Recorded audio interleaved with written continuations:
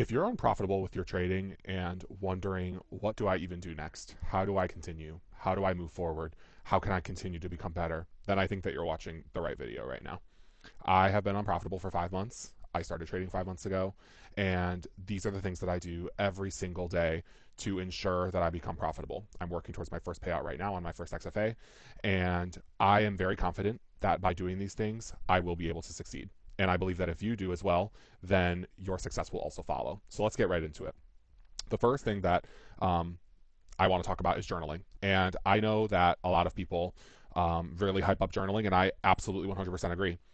When you journal your losses, you will be able to recognize patterns in trades that you see in real time. So, for example, today, I saw a long opportunity that I really liked, or that I would have really liked in the past. However, that opportunity failed me before, and I learned to learn from my mistake and to not make the same mistake again. And I did that through journaling. Similarly, with journaling, you can recognize the patterns in your wins. You can see all the conditions, all the confluences, everything leading up to that trade that allowed you to succeed in that trade, and it'll make you feel more confident when you see that trade once again in real time.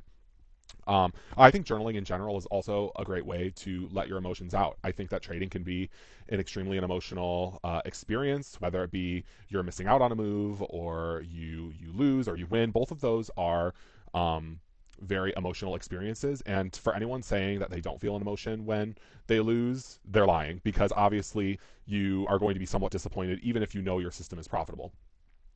But journaling allows you to realize that you are going to be consistent as long as you continue to follow your rules. And I think that that is going to lead me into my next topic, which is following your rules. And rules you make for a reason. Rules you develop because you realize that breaking them makes you lose money. And you don't want to lose money. You don't want to spend another $100 on an eval. You don't want to prolong your journey even more. So what are you going to do? You're going to set strict rules on when you're going to trade, how you're going to trade, how often you're going to trade, what exactly you're going to see in order to trade, and what and how you're going to stay out of the market if you do not see those conditions present. And that is the most important thing, staying out when it's improbable. So some examples of very common things that you need to respect is patience. Rushing into a trade to force the trade because you want money, no. You need to focus on the inputs. And that's what I'm currently doing right now. I'm focusing on looking to see if my A+ setup presents itself. And if it does, then I will execute. If it does not, then I'm staying out. And that is okay. That's okay. There will be more trading days. And I might go a whole week without trading. That is fine as long as I continue to follow my rules. This kind of goes hand in hand with discipline. What discipline is being able to say no even when you see your A+ setup present itself, or being able to say no when you see displacement and you want to enter, but you realize it's not your setup. That is discipline. Being able to go back to the basics, being able to step back and to basically be like, I don't want to lose money.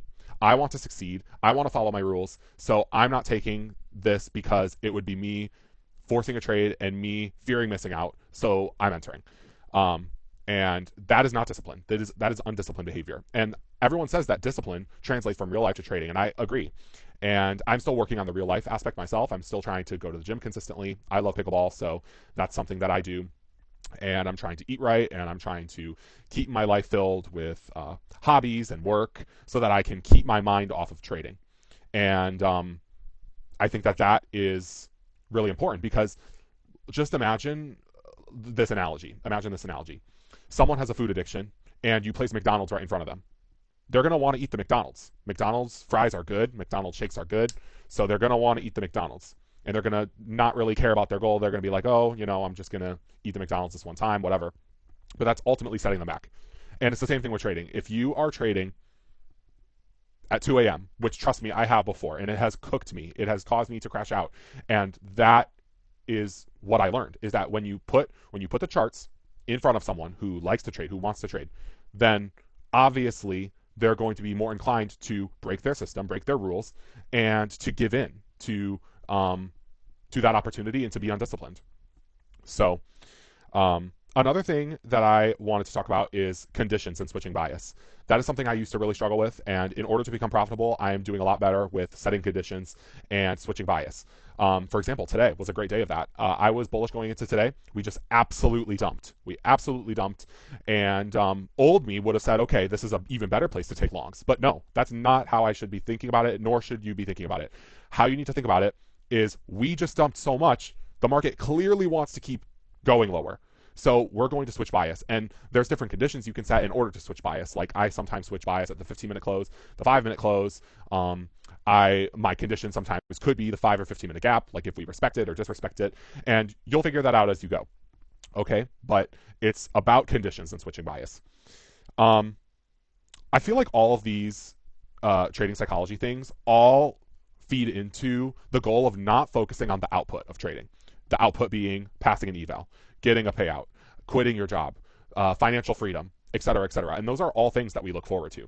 However, we just have to instead focus more on the inputs, which is exactly what I was just talking about, including discipline, patience, following your rules, not FOMOing, not forcing a trade, and all those things. So next, I want to move on to managing emotions. And I think that, I mean, I might have already touched on this a little bit, but it is normal to feel emotions. What is not normal and what is not healthy as a trader is to take out your emotions on the charts. So something I need to get better at is knowing when not to trade.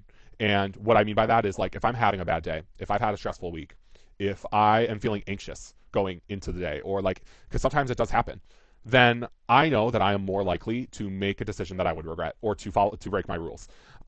And I think it really just involves extreme emotional self-awareness. And that is going to require you to do some like deep introspection, right? Like, do you trust yourself enough to get on the charts despite any life issues that you're having, despite any financial problems, social problems, relationship problems, any other personal problems, family problems, et cetera, et cetera? Do you expect yourself to trade well despite all those things? That might depend from person to person. Some people are built like rocks and like steel, and they can do it. But I know that when I face significant struggle, I struggle on the charts as well. And so taking a break is okay. I took a break in December, like in mid-December or so, and that was so helpful for my trading. And the personal stress in my life didn't go away, but when I came back from my break, I was more self-aware, I was more focused, I was more ready to lock in, and here I am. So developing your mental is so important for that. Now, I feel like kind of piggybacking off of developing your mental, developing confidence in your model is so important, and how you do that is through backtesting as well as forward testing. But backtesting is really helpful as well. Backtesting is when you go into FX Replay and you play back the candles for like a month's worth of data, and you practice as if you were in live time and as if you would be executing in live time. And you're able to develop some statistics on your model. If you are trading without any statistics or backtesting on your model, I highly recommend you do it because it will build your confidence so much, bro. So much, so much, so much. It'll make you realize that over the course of a month, you could actually be up 2K on your XFA. Like, seriously.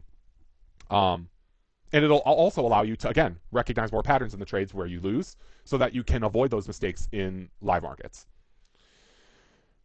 Next thing is, everyone says this, but one trade per day. I absolutely agree.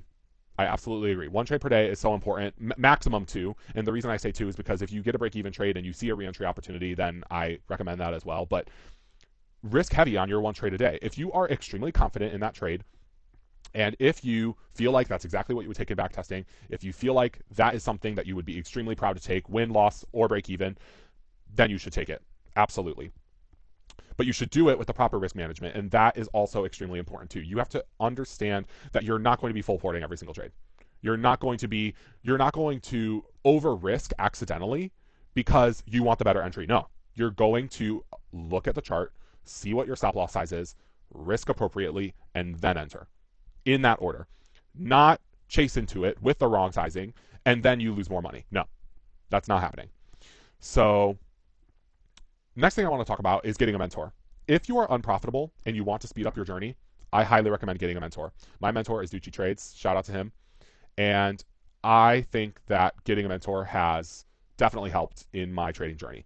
It allows one-on-one access to someone who is profitable, who is able to help you with any question you have, anything you want to go over, any trade you want to review, any psych talk you want to have.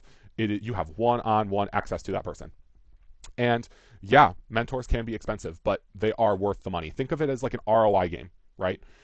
Ultimately, when you get your payouts, you will pay back all of that money that you've spent on evals, mentors, and any other trading expenses you once had. So I highly recommend that.